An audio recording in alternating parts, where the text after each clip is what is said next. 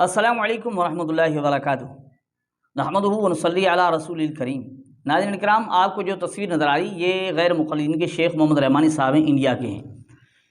ان کے بہت سارے بیانات آ رہے ہوتے ہیں، یہ بھی محقق ہیں، یہ خود تحقیق کر رہے ہوتے ہیں، یہ بہت سارے مسائل بتا رہے ہیں، کبھی بہت سارے اپنے ہی علماء کو اپنے مسلک سے نکال رہے ہوتے ہیں، اپنے مسلک میں داخل کر رہے ہوتے ہیں۔ ان پر بھی بہت سارے اپنے مسلک کے لوگوں کے اعتراضات بھی ہوتے ہیں، لیکن ہم جو آپ کی خدمت میں بات رکھنے والے ہیں یا سمجھانے والے ہیں، بتانے والے ہیں، وہ یہ ہے کہ بھئی بہت جگہ ہم نے بارہا یہ بات کہی ہے کہ غیر مقلد جب ماننے پہ آتا ہے تو دلیل ہو یا نہ ہو قبول کر لے گا، نہیں ماننے پہ آئے گا آپ کو قرآن بھی پیش کریں، حدیث صاف صاف حدیث دکھا دیں، لیکن وہ ماننے کے لیے تیار نہیں ہوگا۔ یہ بات بالکل درست ہے، صرف یوں ہی ہم نہیں کہتے۔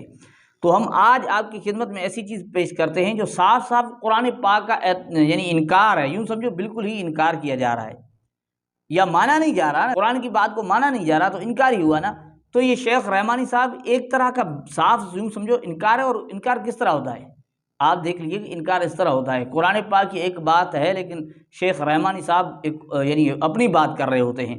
تو ہم آپ کی خدمت میں جو ویڈیو پیش کر رہے ہیں شیخ رحمانی کی، آپ توجہ سے سنیں کہ شیخ رحمانی صاحب جو غیر مقلد ہیں وہ بالکل قرآن پاک کے مفہوم یا قرآن پاک کی صاف آیات، واضح آیات کا عجیب انداز سے انکار کر رہے ہوتے ہیں۔ تو سن لیجئے اور پھر ہم آپ کو قرآن پاک کی وہ آیات بھی دکھاتے ہیں۔ اگلا سوال ہے من انت حبیبی، کوئی نام ہے، وہ کہہ رہے ہیں سلام کر رہے ہیں، اس کے بعد سوال کر رہے ہیں کیا شہید زندہ ہے؟ شہید کا مزار سے کیا واسطہ؟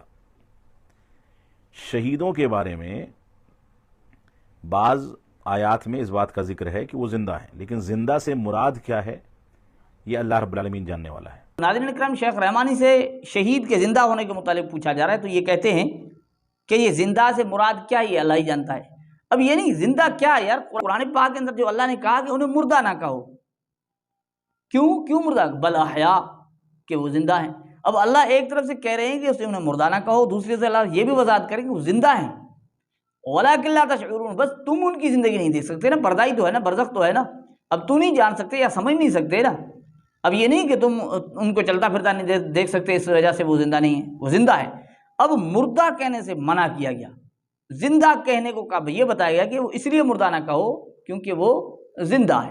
اب یہ آگے چل کر کہتے ہیں کہ دیکھیں بھائی یہ اس طرح کے زندہ ہیں کہ انہیں کھانے پینے کی ضرورت ہے۔ دیکھیں عجیب بات ہے، قرآن پاک کا ایک یہ مفہوم کہ کہہ رہا ہے کہ زندہ کا مطلب کیا ہے اللہ ہی جانتا ہے۔ اللہ نے تو صاف کہہ دیا مردہ نہ کہو زندہ کہو، مطلب کیا ہوگا؟ سیدھی بات ہے۔ دوسرا یہ کہتے ہیں وہ اس طرح کے نہیں ہے جو انہیں کھانے پینے کی ضرورت ہو، زندہ ہیں لیکن کھانے پینے کی ضرورت نہیں ہے۔